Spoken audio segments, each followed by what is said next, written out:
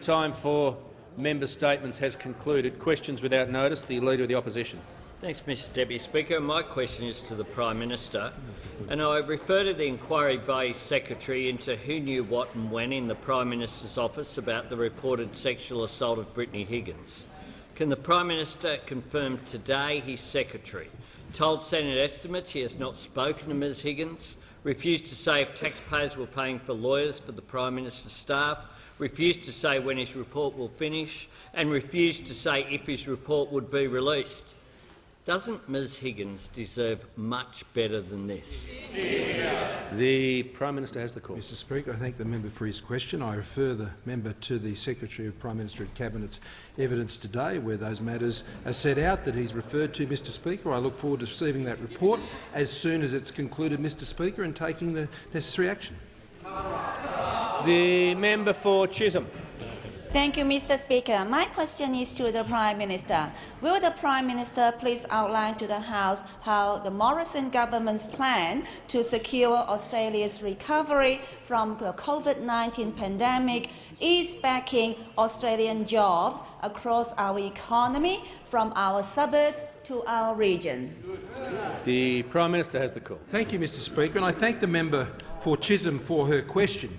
She, like so many on this side of the House, welcomed the fact that since we hit the pit of the recession caused by COVID-19, that 900,000 jobs have come back into the Australian economy, Mr Speaker. She welcomes that decision. She welcomes the fact that Australians are getting back into jobs, and I want to thank her for the role that she has played, working with her local community, with her local small businesses, encouraging them to ensure they were able to be in a position to take so many Australians back into work, Mr Speaker. And she'll be particularly pleased that more than 500,000 women have found their way back into jobs, Mr Speaker, of those more than 900,000 jobs, but also more than 300,000 young people, Mr Speaker, have got back into employment as we've come through the worst times of the COVID-19 recession.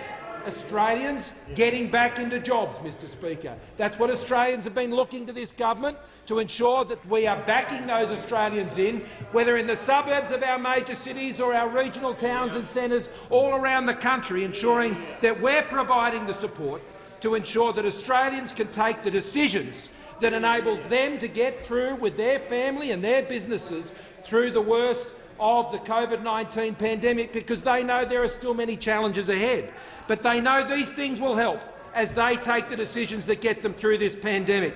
They know the best way to fuel aspiration and getting ahead in this country is lower taxes, to ensure that Australians can keep more of what they earn, Mr Speaker, that businesses can keep more of what they have earned, Mr Speaker, and particularly through measures such as the instant asset write-off, which Planet Innovation and the members' electorate has been using to invest in more equipment, to put more people, Mr Speaker, into work. Those lower taxes are driving the investment, they're driving the jobs, Mr Speaker, and for individuals it is a major change. Now, Mr Speaker, you will find in the budget documents, and I refer those to the budget documents, securing Australia's recovery, creating jobs and rebuilding our economy. You find it isn't just recently, Mr Speaker, that we've been delivering tax relief.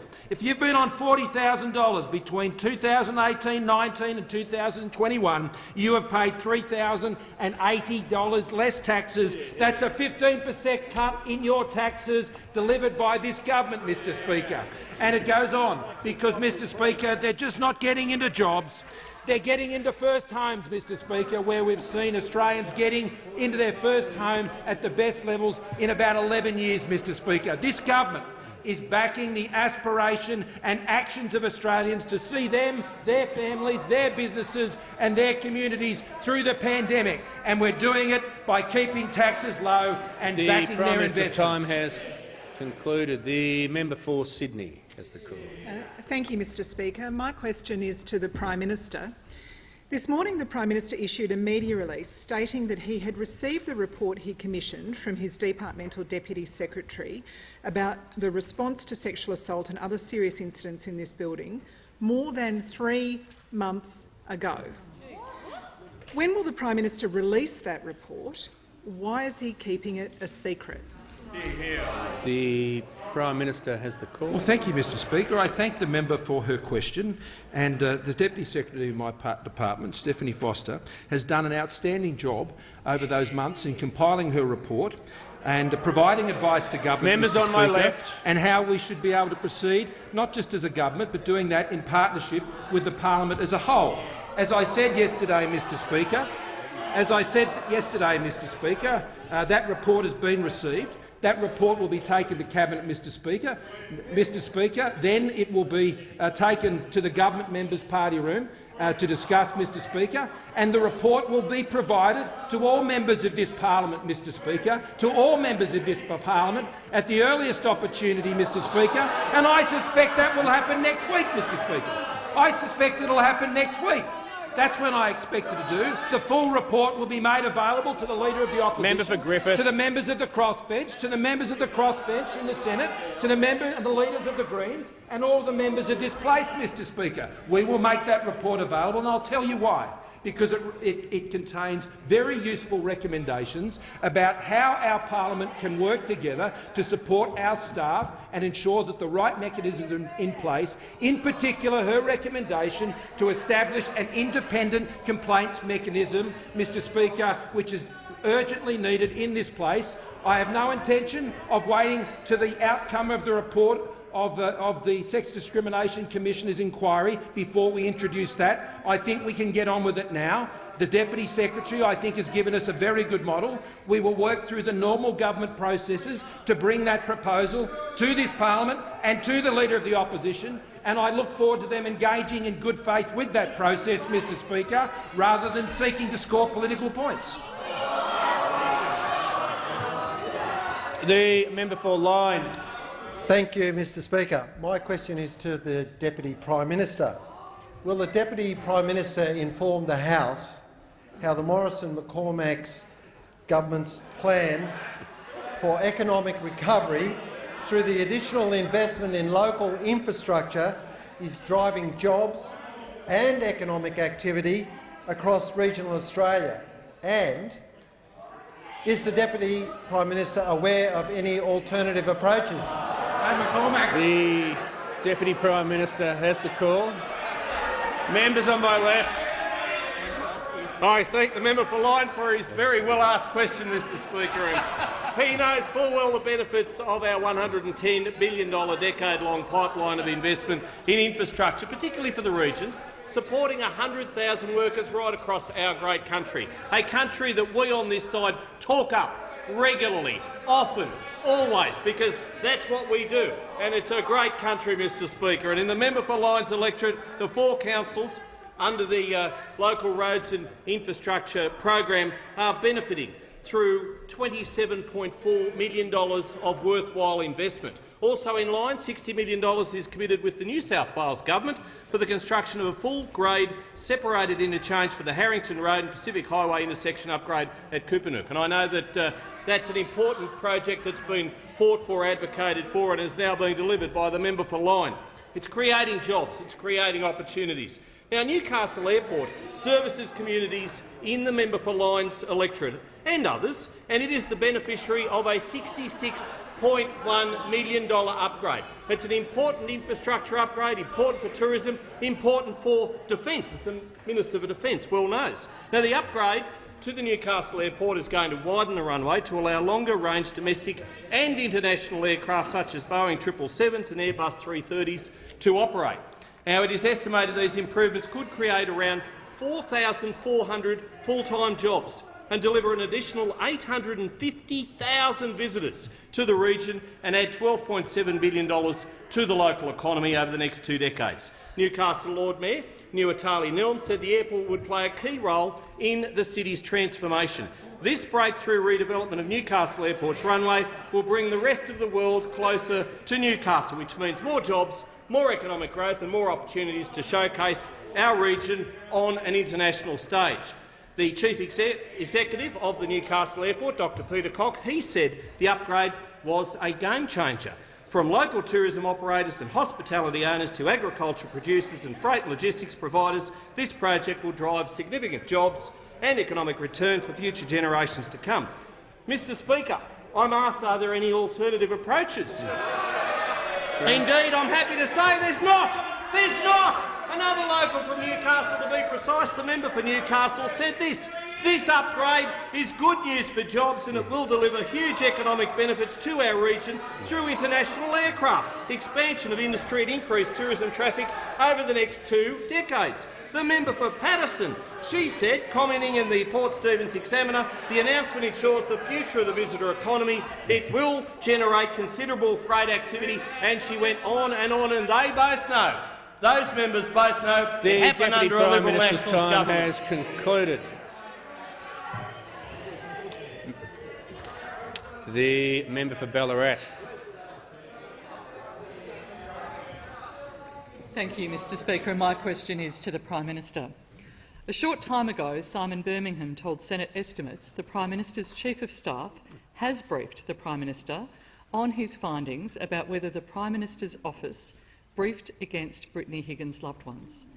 Can the Prime Minister now finally tell us, did his office seek to undermine Brittany Higgins' loved ones? Just before I give the Prime Minister the call, just a caution now for future questions. Members need to be referred to by their correct titles. So do senators. The Prime Minister has the call. I just follow the rules. Thank you, Mr Speaker. My Chief of Staff found in the negative and I table the report. I thank the Prime Minister. The members on my left, I'm trying to give the call to the member for Warringah.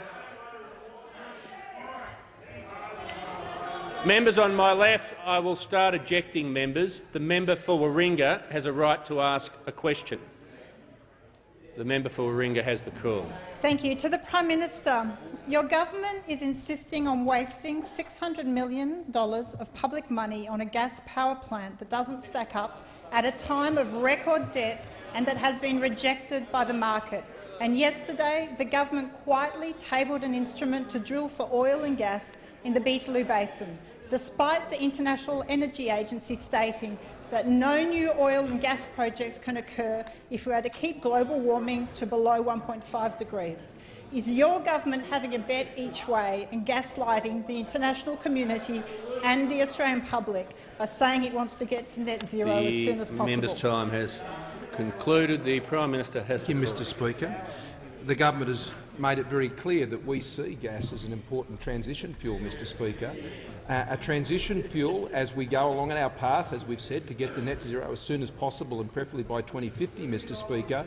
And because the path we're on is not going to sacrifice the jobs and the livings of Australians, Mr Speaker, all around this country. We believe it can be achieved in concert, Mr Speaker, and that's why the plans we've put in place to secure the energy resources that are reliable and affordable, Mr Speaker, to support industry and support households have been put in place. And that includes ensuring that when Liddell Power Station, Mr Speaker, comes to its conclusion, as many other plants will over time, Mr Speaker, that we can assure that the heavy industries that rely on those, in particular the Tomago aluminium smelter, Mr Speaker, will be able to keep people in work, and that we can continue to ensure that the electricity and the power that we provide around this country, whether it's up in Gladstone, Mr Speaker, or down in Portland, or up in the Hunter, Mr Speaker, or any of these places, we will not allow our path to a net zero, Mr Speaker, to take their jobs and to rob this country of heavy industry.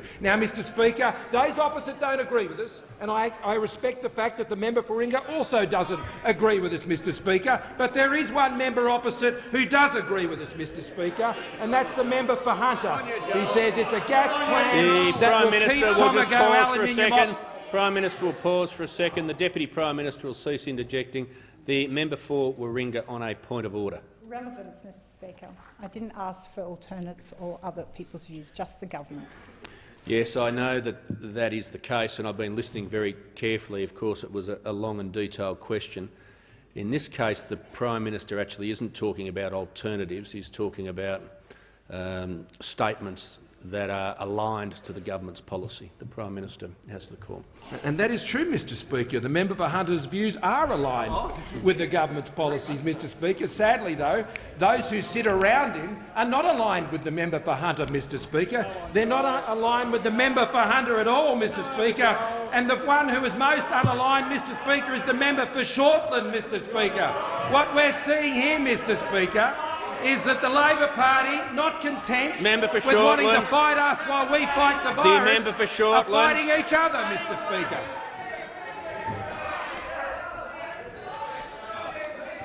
The member for Shortland. The member for Higgins.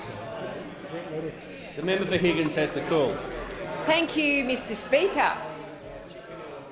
My question is to the Treasurer. Will the Treasurer remind the House of the Morrison government's proud and extensive record of continually cutting taxes to help Australian families to stay ahead, and is the Treasurer aware of any alternative policies? The Treasurer has the call. Well, thank you very much, Mr Speaker, and I thank the honourable member for her question and acknowledge her experience as a Professor of Paediatrics, Mr Speaker, a Professor of Paediatrics who's provided care to thousands of children over her professional life. And she does support lower taxes. Indeed, more than 60,000 members of her electorate will receive a tax cut as a result of policy supported by those on this side of the House. And I had the opportunity to meet with Amy and Darren in the members' electorate recently. A young couple, one's a kindergarten teacher, the other runs a small business, and they will benefit from the extension for another year of the low and middle income tax offset. And with their first child on their way, Mr Speaker, they're looking forward to that extra tax relief. Now, in the budget, we had our economic plan to create another 250,000 jobs. And we were focusing on rewarding and encouraging aspiration, Mr Speaker. And that will see an extension of the lower middle income tax offset with up to $1,080 at the end of next financial year for hard-working Australian families. We saw an extension of the immediate expensing provision, which will support over $300 billion of investment, Mr Speaker, in machinery, equipment and other important infrastructure. We also extended the loss carry-back measure, Mr Speaker, and we introduced a patent box to encourage the commercialisation through our tax system of new innovation in biotech and medical technology. And of course, we're also cutting the company tax rate for businesses with a turnover less than $50 million down to 25% from the 1st of July. And of course, we've legislated stage 3 of our tax cuts, Mr Speaker, which will abolish a whole tax bracket. Now, I'm asked, are there any alternative approaches? Now, when it comes to tax policy, they're a confused lot, those opposite, Mr Speaker. We know at least a half a dozen separate positions. The member for Corio says we don't want to stand between anyone and a tax cut, Mr Speaker. But the member for Rankin said he's not a big fan of stage 3 of the tax cuts, Mr Speaker. The member for Hunter, who's been drinking the truth serum by the leader, Mr Speaker, he has been saying you can't deny the punters a tax cut from opposition, Mr Speaker. We would tend to agree with that. But then, the Leader of the Opposition, he has a bet each way. He says we'll wait until we see the state of the budget in May, Mr Speaker. Well, we've seen the state of the budget and we're still waiting. But, Mr Speaker, the member for Shortland, just yesterday, renewing his membership of the Otis Group, said the following, Mr Speaker. The key issue that led to my margin being halved at the last election was that we were taking too many big taxing policies to the Australian people, Mr Speaker. That's the member for Shortland. The Treasurer's time has concluded. The member for Sydney. Thank you, Mr Speaker. My question is to the Prime Minister.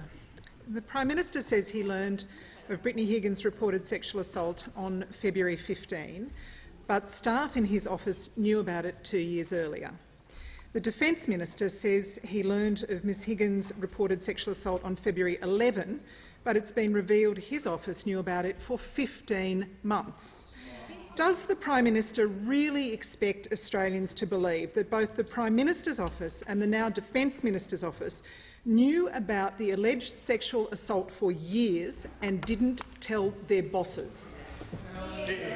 The Prime Minister has the call. Thank you, Mr Speaker. I can only say to the House what I've said on numerous occasions when these matters have been raised. I became aware on the 15th of February, Mr Speaker, and I made that very plain.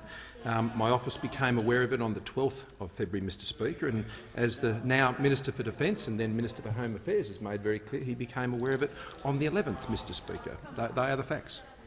The member for Mallee. Members on my left, the member for Mallee has the call. Thank you, Mr Speaker. My question is to the Minister for Energy and Emissions Reduction.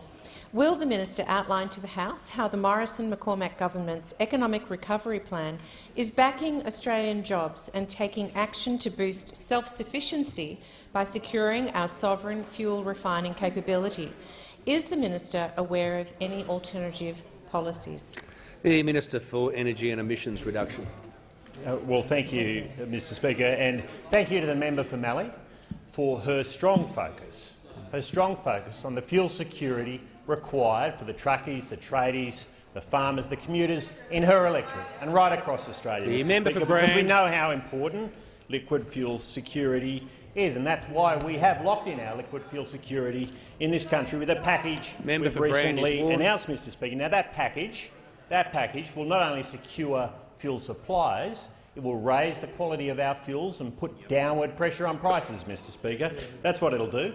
It has also secured the jobs, the 1,250 jobs of the workers at the refineries, both in Brisbane and in Geelong, Mr Speaker. And I know the member for Bonner is strongly supportive of that. In return for the commitment that the refineries are making to stay in the market, Mr Speaker, they'll receive a variable production payment, but only when they need it, Mr Speaker, only when they need it. It'll ensure that we have access to those vital fuel supplies to keep Australia moving, even in the worst-case scenarios, Mr Speaker. And the ATA, the Australian Trucking Association, has come out strongly in favour, as has the FCAI. They've said, in fact, the ATA have said this is a big win for road users, Mr Speaker. The Australian Automobile Association as well, and the AWU's National Secretary, Dan Walton, has said our package will save thousands of jobs, both directly at the refineries and indirectly through jobs supported in the community, Mr Speaker. We are united in our focus on this side on affordable, reliable energy for all Australians, Mr Speaker. But I was asked about alternatives, and we're seeing those alternatives on the front pages of the papers just today, Mr Speaker. The member for Shortland has led an extraordinary attack on one of his colleagues, Mr Speaker. He seems more interested in fighting his own colleagues than fighting for the blue-collar workers in his electorate, Mr Speaker. Now, members on my left, now rather than deal with the rot spreading inside his party, Mr Speaker, the Leader of the Opposition is sending out his bullies to heavy and intimidate his own members of parliament, Mr Speaker. It seems that under his leadership, members on the other side of this place can't stand up for workers, Mr Speaker. Well, it is obvious why. We have unions who represent blue-collar workers lining up to support government policies. The Leader of the Opposition. Thanks, Mr Speaker. My question is to the Prime Minister, and I refer to the finding of the Prime Minister's Chief of Staff in his review that, and I quote, members of the PMO media team recalled that Mr Shiraz's work history was raised by certain journalists. Is it really the Prime Minister's position that the undermining of Ms Higgins' loved ones is the media's fault? Why is it that under this Prime Minister someone else is always responsible, even when it's his own office? The Prime Minister has the call. Thank you, Mr Speaker. I believe the Leader of the Opposition has misrepresented the report provided by my Chief of Staff, Mr Speaker, and that's why the full members text on my left of the report has been provided for all members, Mr Speaker. The member for Bass. Thank you, Mr Speaker. My question is to the Minister representing the Minister for Women. Will the Minister update the House on how the Morrison government is continuing to boost job opportunities for women across the country, including through the Women's Leadership Development Program? Great question. The Minister representing the Minister for Women. Thank you very much, Mr Speaker. Can I thank the member for Bass for her question. As a mother, a farmer, a mayor, her lived experience, diverse lived experience, makes her an ideal representative for her community. And she knows that women are helping the Australian economy come back like never before. And the Morrison government is determined to help women every step of the way. As part of our 2020 Women's Economic Security Statement, we significantly expanded the Women's Leadership and Development Program. In the member's hometown of Launceston, Brave Foundation is one of 60 organisations around the country receiving grants amounting to nearly $40 million as part of this program. And of that, the Brave Foundation will receive $6 million. This grant will help support the wonderful work of Brave. They help young mothers, and in some cases young fathers, navigate their way through school during and after the birth of their child, navigate their way onto pathways after school, getting a job, getting a driver's licence and building financial literacy. This is all vital to ensuring that women in all different walks of life can fulfil their potential, be the best they can be in whatever they endeavour to do, while also being incredible young mothers. As a result of this funding, Bernadette Black and the team at Brave can now increase their work to support 1,000 women. The member for Bass is a champion for organisations like Brave. And of course, it's not just in Tasmania that we're backing Australian women, it's right across the country. I know the member for Lindsay is a strong supporter of Western Sydney Women, an organisation that promotes STEM career participation in women of all ages. And they've also received funding just across the river from my own electorate. We're supporting a Wangaratta organisation, Skills Endeavour, to help encourage women into apprenticeships and trades such as boilermaking and welding through education, work experience and work trial opportunities. And I know the member for Durack greatly welcomes the support we're giving to a project focusing on improving the leadership capabilities and financial security of Matu women in remote communities in Western Australia.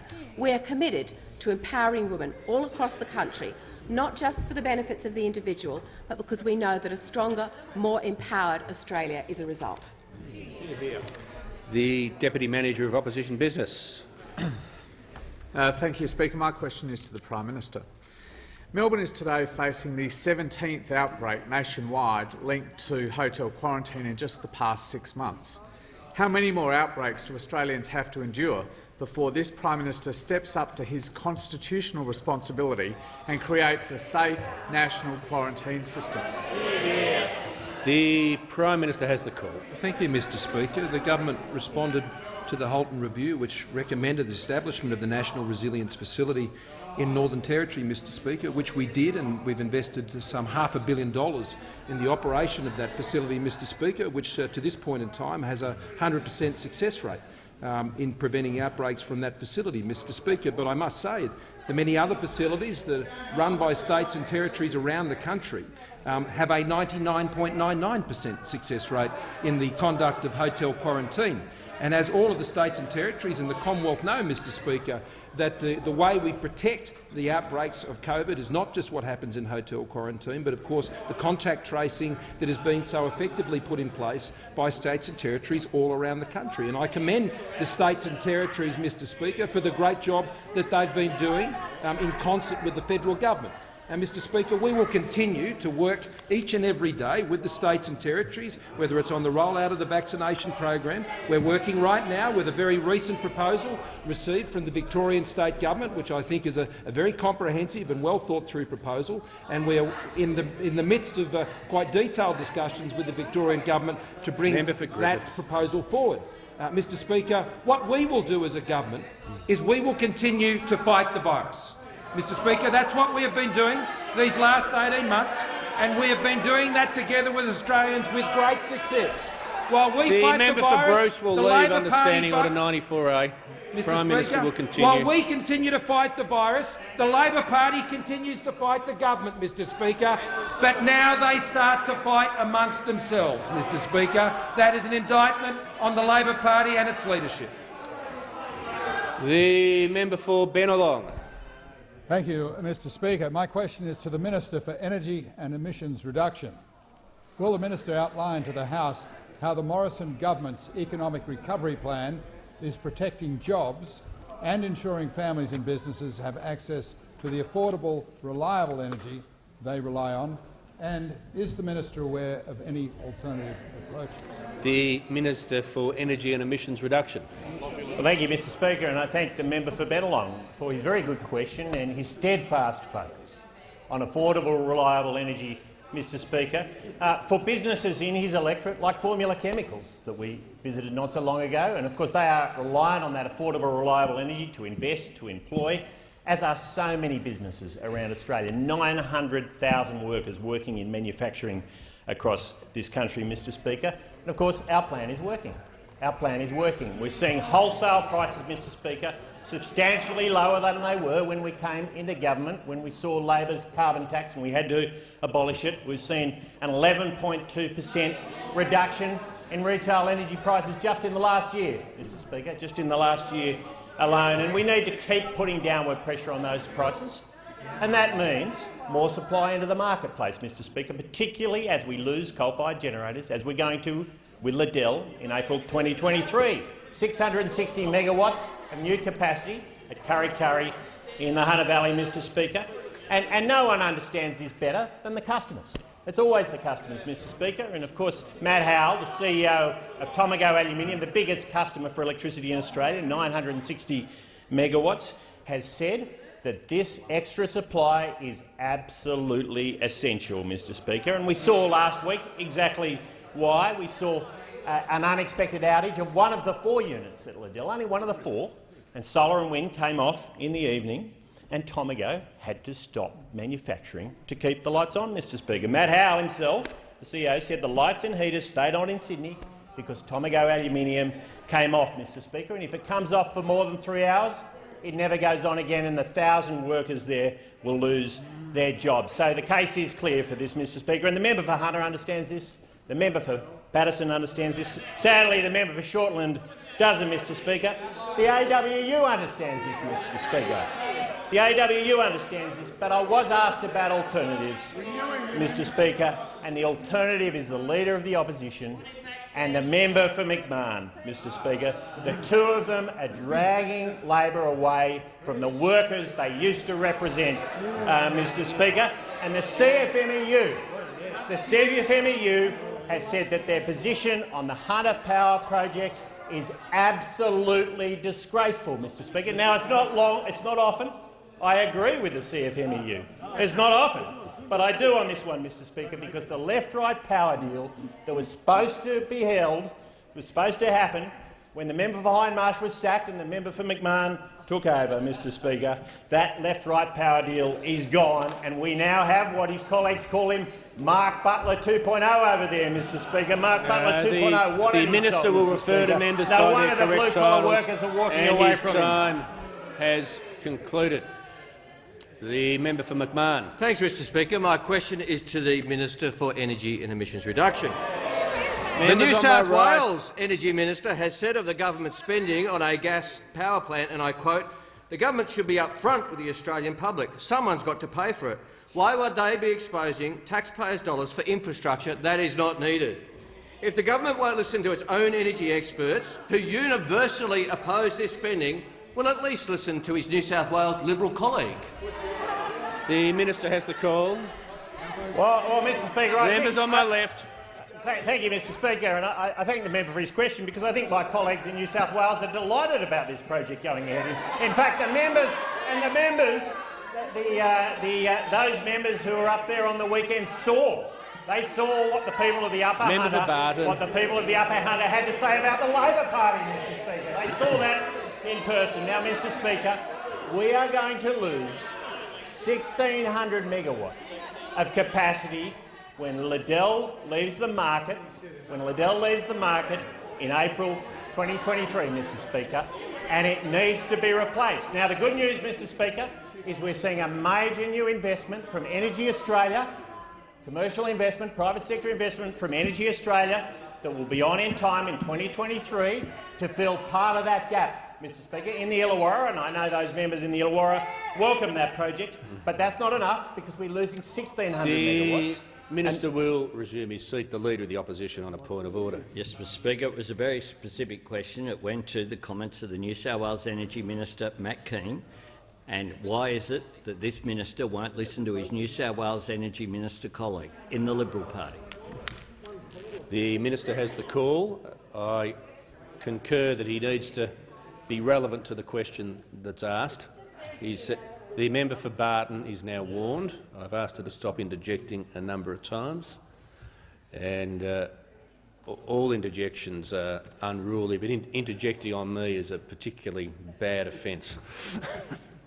The minister has certainly laid out some context, but he needs to address the question or wind up his answer. Speaker, I know the New South Wales Energy Minister, as all members of the New South Wales Parliament on our side of politics, strongly support jobs in the Hunter Valley, Mr Speaker, including those 1,000 jobs at the Tomago smelter that will not stay if the Hunter Power Project does not proceed. Now, Mr Speaker, Matt Howe, the CEO of that business, has made it absolutely clear this is essential for the future of those jobs in the Hunter Valley. Those opposite should support it. The member for Ryan. Thank you very much, Mr Speaker. My question is to the Minister for Industry, Science and Technology. Will the minister please update the House on how the Morrison government's economic recovery plan is backing Australia's heavy industry to create jobs, especially in our regions, and is the minister aware of any alternative approaches? The Minister for Industry, Science and Technology.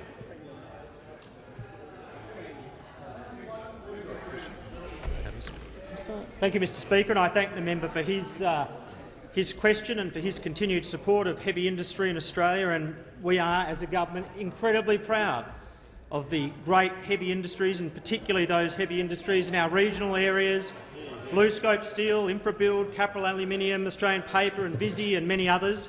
And this government has been absolutely committed to supporting those industries. And in fact, earlier this year, the CEO of BlueScope in Australia said that, and these are his direct words, "I've not had the sort of feedback and positive context that we've had out of Canberra on sovereign capability ever in my lifetime of managing these tough businesses like the steel business."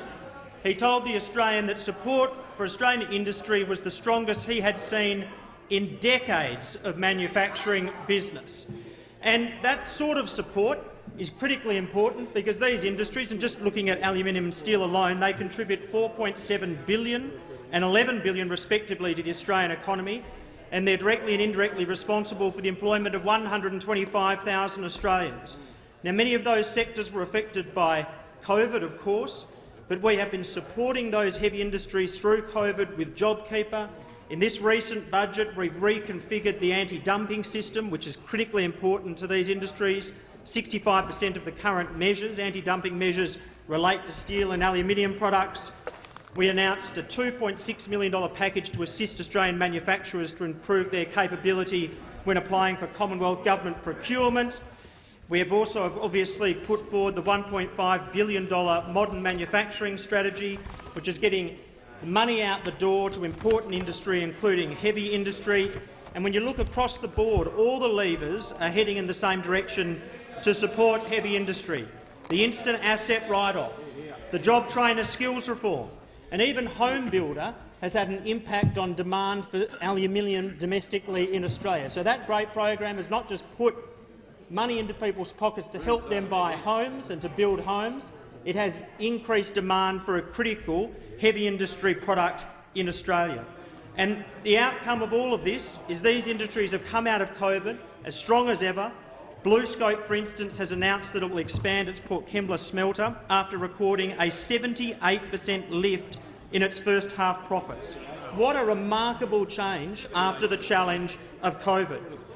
And I was asked about alternative policies, and there are alternative policies, and those policies are basically to view these as carbon-intensive industries and give them no support. That's what you get from members opposite. Indeed, the member for Hunter summed it up when he said, "We Labor need to demonstrate a new policy pathway and dramatically change the narrative. We can't have working people believing our policies place their jobs under threat." The Leader of the Opposition. Thank you, Mr Speaker. My question is addressed to the Prime Minister, and I ask, will the Prime Minister acknowledge this simple fact, that quarantine is a Commonwealth responsibility? The Prime Minister has the call. Well, Mr Speaker, quarantine is a Commonwealth responsibility, Mr Speaker. Members on and my it is left. a responsibility, Mr Speaker, shared with the states and territories. It is, Mr Speaker. Members it's a on simple my fact. left. It may come as a surprise to the Leader of the Opposition. I have never known a member of this place to be here so long and Prime learn Minister so will little. pause. Prime Minister will pause for a second. Members will contain themselves, or I'll start ejecting, including the Leader of the Opposition, the member for Ballarat, and others. I won't be able to eject everyone interjecting, but I'll give it a good go, I promise you. The Prime Minister has the call. Mr Speaker, I have never known a member of this place to rise to an office like the Leader of the Opposition, to be here so long and to know so little when it comes to these matters, Mr Speaker. The public health orders that are issued by states and territories, Mr Speaker, are administered and enforced by the states and territories. And when the combined public health orders were put in place in March of last year, following a resolution of the National Cabinet, Mr Speaker, that is what was put in place to deal with hotel quarantine in this country. The member for Lyons can leave under 94A. And, Mr Speaker, that arrangement that was worked up together with the states and territories has seen 99.99% effectiveness around this country, which has enabled this country to have one of the most effective responses in protecting the Australian people from the impacts of COVID-19. Mr Speaker, were it not Member for the for Solomon combined will efforts, leave under 94A. were it not for the combined efforts and coordination of all levels of government in this country, we would have seen some 30,000 additional Australians, if you take the average of the fatality rate across OECD countries, fall victim to this pandemic. So, Mr Speaker, as I said before, we will keep fighting this virus, Mr Speaker. Labor will keep fighting us, Mr Speaker, and when they're not done with that, they'll keep fighting with each other. The member for Barker. Mr Speaker, my question is to the Minister for Agriculture, Drought and Emergency Management. Will the Minister outline to the House how the Morrison government's economic recovery plan is backing regional Australia through Ag 2030 and giving industry the confidence it needs to aim for $100 billion by 2030?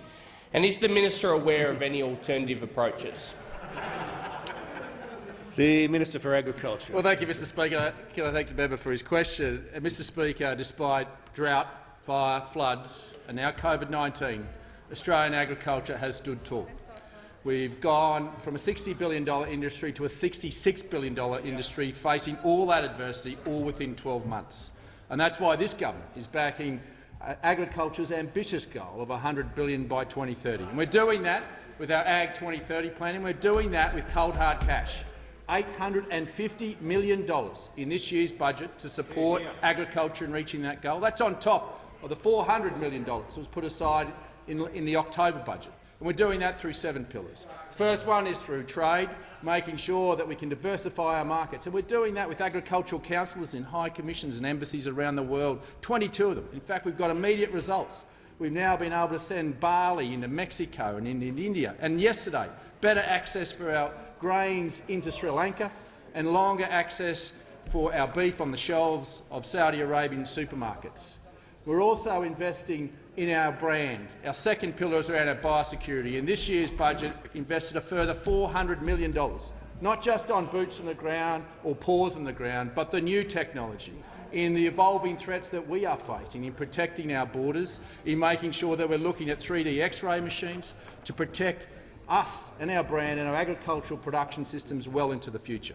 And we're rewarding farmers under our third pillar for their stewardship through our soil strategy, over $120 million set aside for our national soil strategy, and our stewardship program rewarding farmers for the stewardship of their land.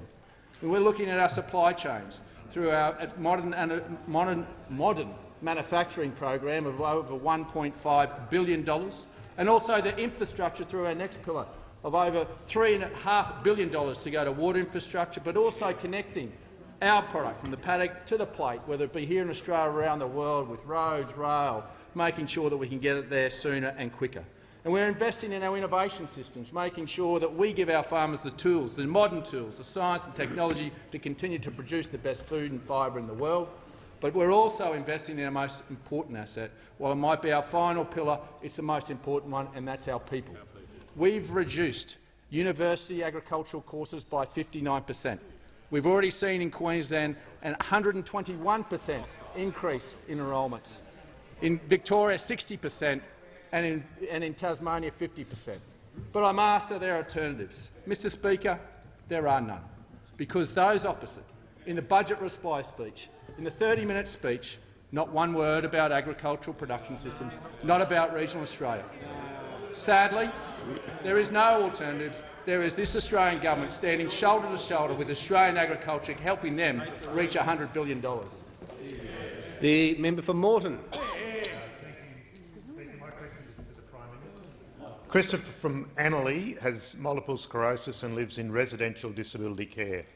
He was supposed to be vaccinated by Easter, but has still not received his first dose, and is not being allowed out into the community as a result. Residents in his centre have been told they need to find their own vaccination.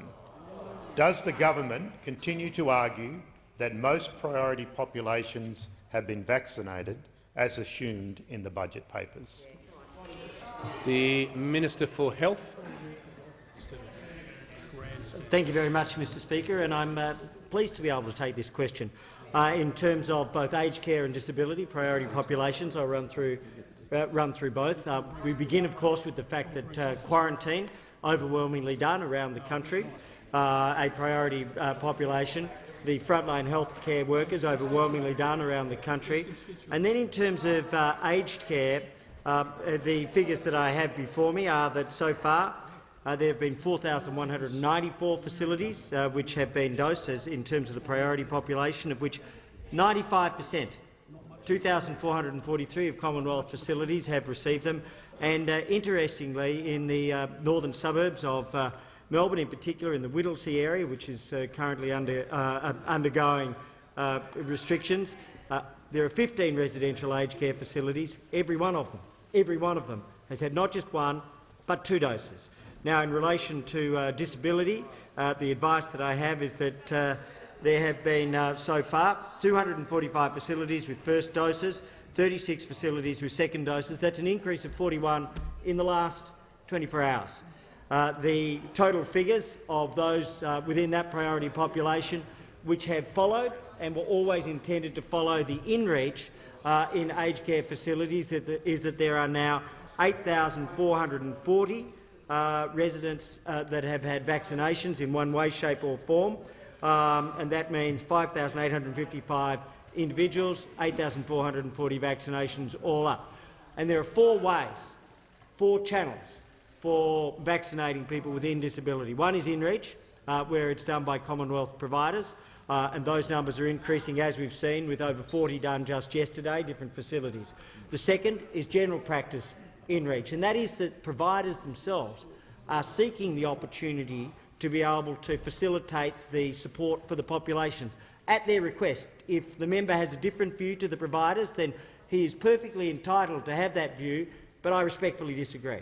The third of the options that's available is that facilities are able to visit general practices for the over-50s for their AstraZeneca vaccine. And the fourth of the options that's available is that facilities are, with their residents, able to visit either state Pfizer clinics or Commonwealth Pfizer clinics. So what we see is that we have in the priority populations that you ask about overwhelmingly complete. Firstly, for the quarantine, overwhelmingly complete. Secondly, for the frontline health and medical workers. Thirdly, overwhelmingly complete for the aged care workers. And fourthly, in relation to disability, accelerating at a rapid pace. The member for Braddon. Thanks, Speaker. My question is to the Minister for Employment, Workforce, Skills, Small and Family Business. Will the Minister inform the House how the Morrison government's plan for upskilling Australians and training apprentices is working to secure new and better-paying jobs as part of our economic recovery? And, Minister, are you aware of any alternative approaches? The Minister for Employment, Workforce, Skills, Small and Family Businesses. Thanks, Mr Speaker. Can I thank the member for his question and all the hard work he does to support 2,300 apprentices in his electorate who are having a crack, learning a trade and securing their future. Last week I had the privilege of visiting the Hunter to see firsthand how the Morrison government's plan is skilling Australians and getting Australians into work in regional Australia.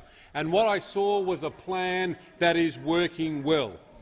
Businesses like Kari Armitage's quarry mining at Beresfield, employing locals and giving the next generation a crack. She employs 80 people, 8 of them are apprentices. Apprentices like Isla and Clancy, young people from the Hunter who are getting on with what's available to them. In fact, Carly has put on 3 new apprentices because of the federal government's plan in the budget.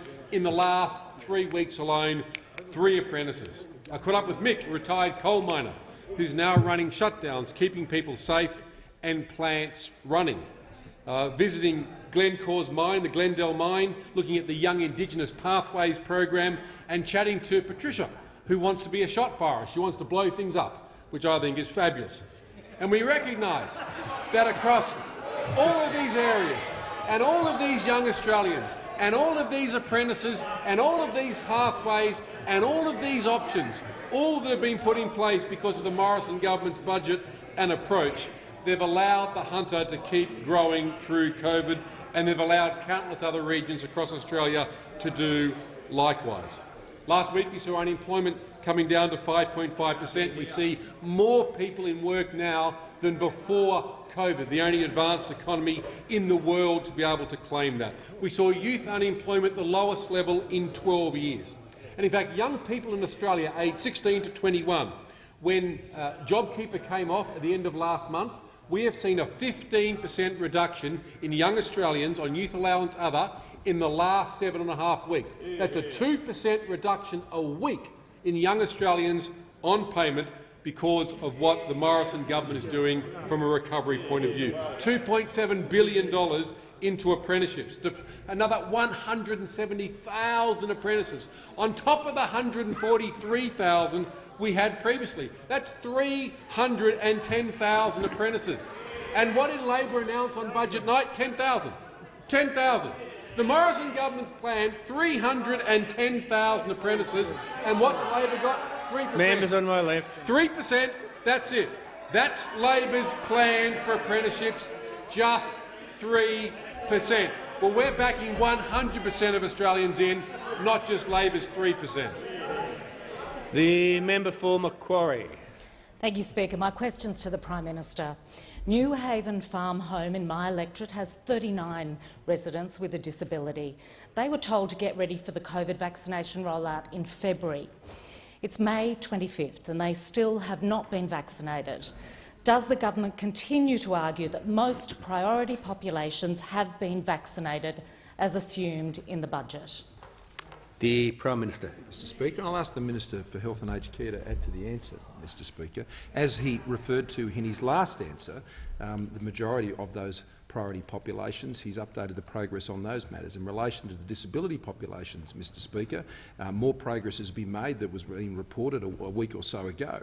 And there is a lot more to do, Mr Speaker. One of the opportunities, as we were reviewing these matters again yesterday with the Minister, was with the in-reach capacity being able to be transferred from what we've been doing aged care facilities, Mr Speaker. This will greatly support the work that the Minister is doing with the in-reach into the disability care sector in those residences, and I expect to see more of those being reached through those services.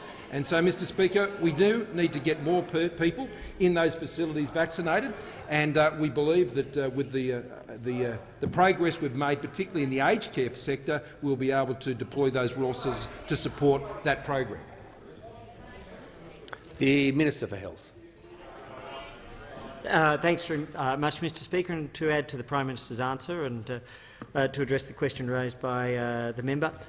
As I say, there are a series of priority populations. Firstly, let me reaffirm the point in relation to quarantine, which was the initial focus because that was the greatest source of potential ingress into Australia.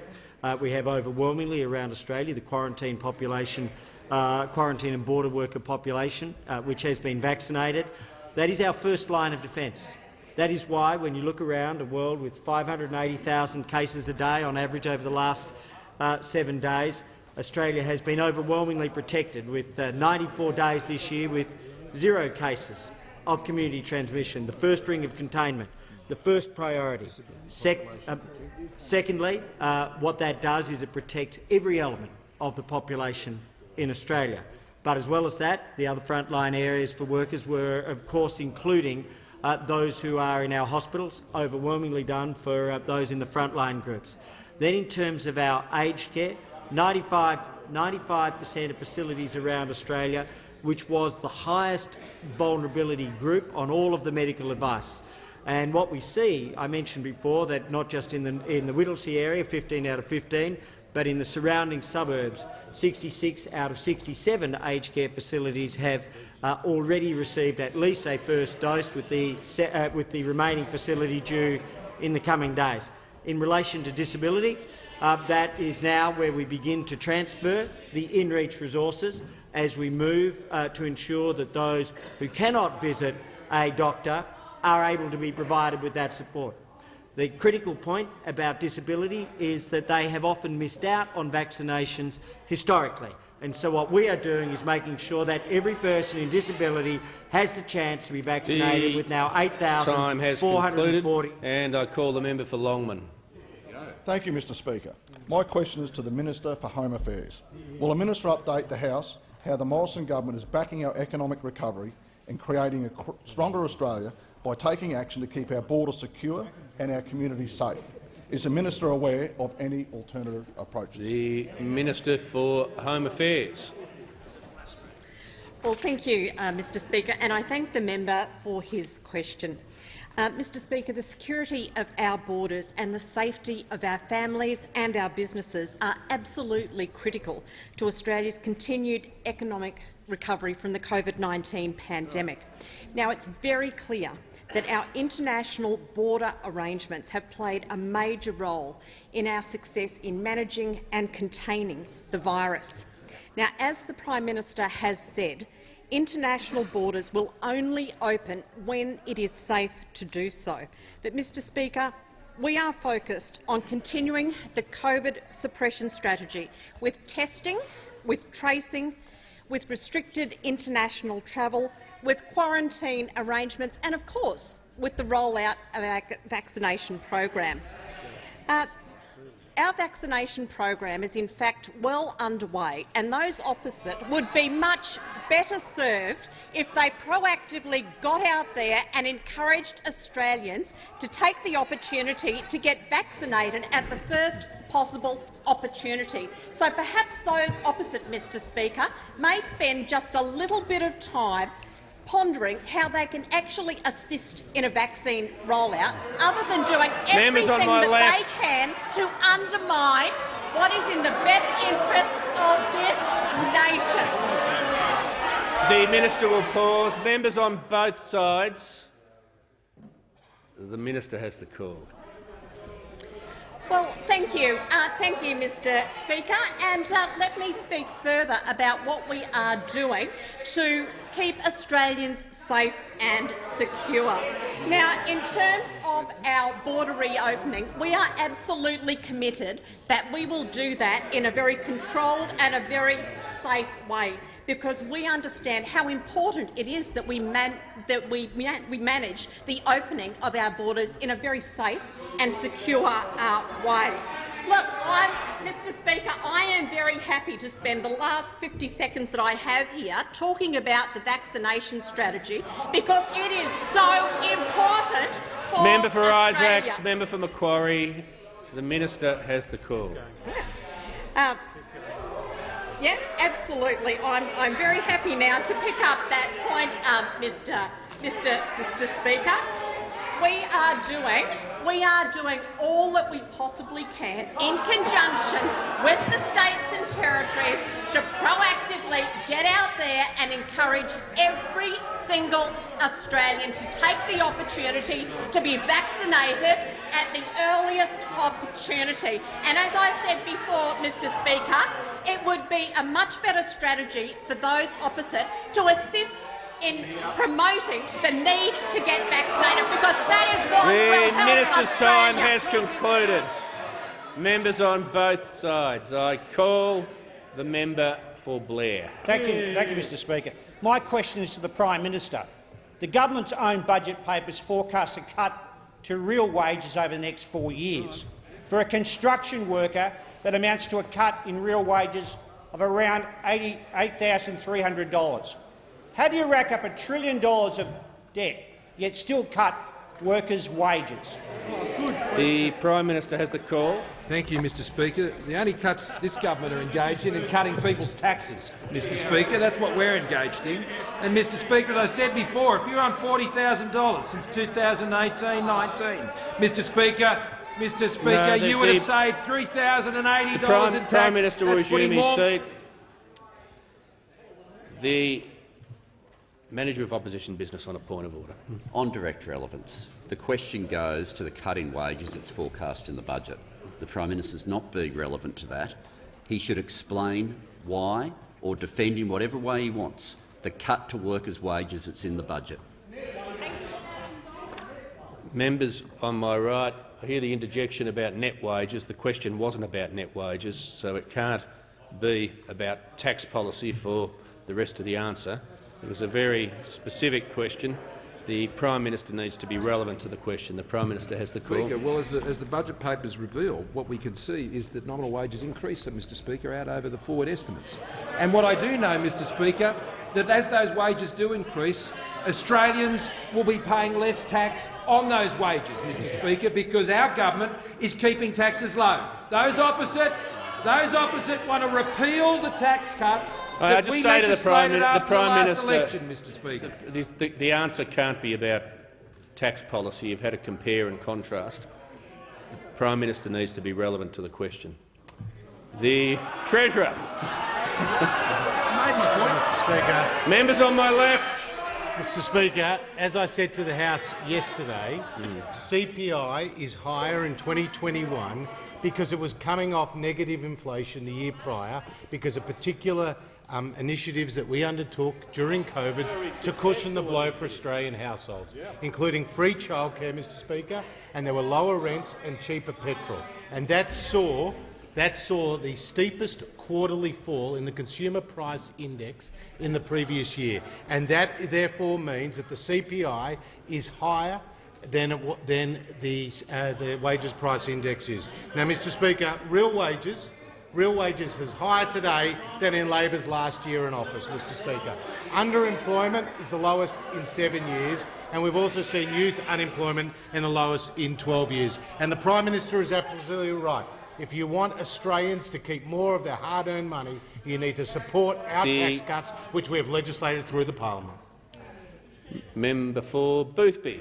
Thank you, Mr Speaker. My question is to the Minister for Defence. Will the Minister please update the House on how the Morrison government is backing our economic recovery and creating a stronger Australia by investing in our Defence Force, capability and people? Is the Minister aware of any alternative approaches? The Minister for Defence has the call.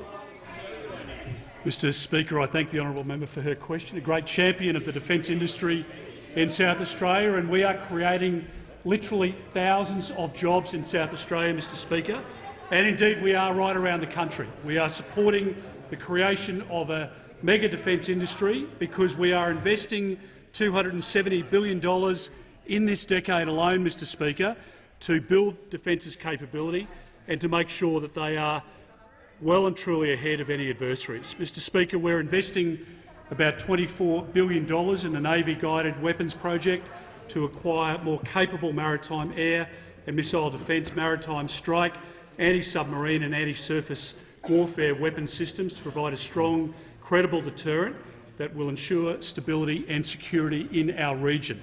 Mr Speaker, in addition to that, we're investing some $55 billion to modernise our land capability. We will deliver over 200 Boxer combat reconnaissance vehicles, creating an estimated 1,450 jobs. I take the interjection there. They were never built on your watch because you cut money out of defence. You cut $18 billion out of defence. You dummy, and interject more. The member, he won't interject more. I withdraw, Mr. Speaker. The member for Shortland will cease interjecting. Yes. The minister will address the question. You knew who I was talking about, Mr. Speaker, didn't you? Mr. Speaker, the reality is that the Labor Party cut defence spending to the lowest level since 1938, Mr. Speaker. It was an outrage. They lost control of our borders. They spent $16 billion on cleaning that mess up, and they took money from our defence personnel, Mr. Speaker. That's the reality. Now, this government is building for our defence force. We are putting money, Mr. Speaker, into projects that will employ Australians in regional areas. In South Australia, we're employing people in the Hunter, as the member for Hunter knows, as a former defence minister and a good defence minister, but not a great defence minister. You can't be a great defence minister if the $18 billion is taken from your budget. Mr. Speaker, you can't invest in our personnel, you can't invest in their capability, and you cannot hope to keep Australia safe and secure if you pull $18 billion out of the Defence Force, Mr. Speaker. That's the reality. This government is investing in our country's future. We are investing in the capacity to keep us safe in our region, and, Mr. Speaker, we will take whatever decision is necessary to invest in the men and women of the Australian Defence Force. We will make sure that we invest in their present and in their future, because we want to keep our country safe and secure.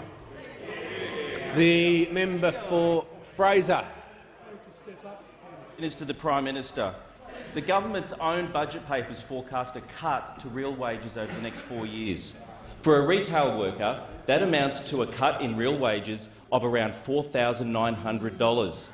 How do you rack up $1 trillion in debt, yet still cut workers' wages? The Prime Minister has a call. But I thank the member for the question, because in this year's budget, Mr. Speaker, we set out the plan for Australia's recovery. And that plan, Mr. Speaker, to support workers' wages around this country in the toughest pandemic that this world has seen in 100 years, Mr. Speaker, we've set out our plan. Our plan means lower taxes.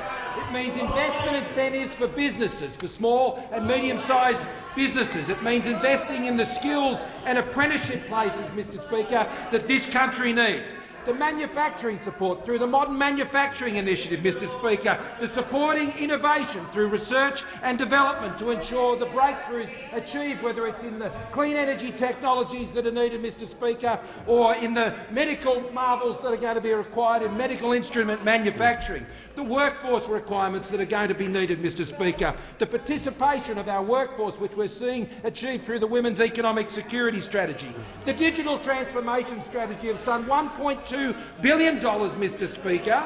The Prime Minister will resume his seat. The Manager of Opposition Business. Thanks. On a point of order on direct relevance, this question deals with retail workers. So even if in previous questions going across all policy areas he might have tried to link it in some way to the workers who we were questioning about, these workers get a tax hike under the budget. These workers don't get a tax cut. The things that you're referring to don't happen for retail workers. It's about their wages. It's about a wage cut of $4,900. Okay. $4,900. No, the Manager of Opposition Business will resume his seat. The Leader of the House will resume his seat. The point of order is not an opportunity to restate the question. I'm ready to rule on this. I was certainly, when the Prime Minister in a previous answer on a specific question about wages started talking about tax, I very quickly pulled him up. This question certainly is about wages, but it's also got another element to it about, well, how do you rack up debt? And the Prime Minister's talking about spending in the budget, so that's why I've allowed him to go on. The Prime Minister has the call. Well, Mr. Speaker, more specifically, I'm asked about how workers can earn more in this country, and they get that, Mr. Speaker, by an economy that's growing, an economy that's growing. And we have a plan to grow that economy, Mr. Speaker. And I was speaking about the digital transformation of some $1.2 billion on top of $800 million, Mr. Speaker. It may be a mystery to those opposite that people who work in the retail sector are able to be supported in jobs because of Australians going out and spending money every day and by consumption rising in the economy. And that is done when you're driving an economy, Mr Speaker, that is growing year on year on year and recovering, Mr Speaker, recovering from the worst recession we have seen since the Great Depression caused by the COVID-19 pandemic. So whether it's the infrastructure spending, the home builder spending, Mr Speaker, the support that we're putting in through our innovation and research and development, supporting heavy industries in this country, keeping electricity prices low through our investments, whether it's in gas-fired power in the Hunter or elsewhere. That's our plan, Mr Speaker. That's what we're doing, Mr Speaker. We've got the runs on the board when it comes to getting Australians back into jobs, whether it's women or young people, Mr Speaker, getting apprentices into apprenticeships, trainees into traineeships. What we heard from the Leader of the Opposition is simply a plan to increase taxes, Mr Speaker, and spend money that the state should be spending. There's no plan to grow the economy from those opposite. No plan whatsoever to grow the economy, Mr Speaker. They want to put up taxes like their mates down in Victoria. No, I just say to the Prime Minister there was no issue about alternative policies. The member for Leichhardt. Thank you very much indeed, Mr Speaker. My question is to the Minister for Indigenous Australians. Will the Minister please update the House on how the Morrison government's investment in the budget in supporting mental health of Indigenous Australians?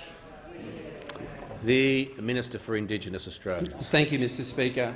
And I thank the member for Leichhardt for his ongoing work that he does with Indigenous communities across this nation. Suicide rates from the mid-80s have doubled in Indigenous communities. And what we did during the Darwin and Kimberley roundtables was look at solutions in which they were community-led and Aboriginal influenced. And in the learnings from that, I involved Christine Morgan in 2 of those meetings so that she had a sense of what Indigenous Australians were saying about the continuity of life and those suicides that happened at a rate that was far too frequent. And during the budget process, in which we announced $2.3 billion to restructure mental health and tackle suicide, there were some very tangible outcomes for Indigenous programs that would make a difference on the ground. And on top of that was the $500 million for the COVID response, given what people experienced. Many Indigenous people will access this program as well. But the specific ones that were important out of the $79 million is $27.3 million to implement culturally sensitive, co-designed aftercare. It is the events that impact on families that is important that we address those and provide the interventions. $20.38 million to support the establishment of regional suicide prevention networks with the appointment of a commissioning officer in each of those regions to work very closely with Indigenous people, government agencies and NGOs. $16.6 million to Guyajua and the Lifeline to establish and evaluate a culturally appropriate 24/7 lifeline, which is absolutely critical in ensuring that people have a lifeline they can ring in which they get the right information. $6.1 million to secure a national Indigenous leadership program so that our people are equipped with the skills to reduce those impacts and to reduce suicides. $1.5 million to support a review of Aboriginal and Torres Strait Islander health sector delivering mental health services, to look at where we can make substantial changes and improvements and engage better to reduce the loss of life. And then $1.1 million to the Black Dog Institute to work very closely with our people, to provide avenues in other areas as well. The combination of both Indigenous and non-Indigenous organisations, Commonwealth and state government agencies, has been an exemplary process in both those suicide roundtables, where people have come together, have shared knowledge, data, information and resources, and redesigned the way in which they provide support to those contemplating or affected by suicide. Thank you. The Prime Minister. Thank you, Mr Speaker. I ask that further questions be placed on the notice.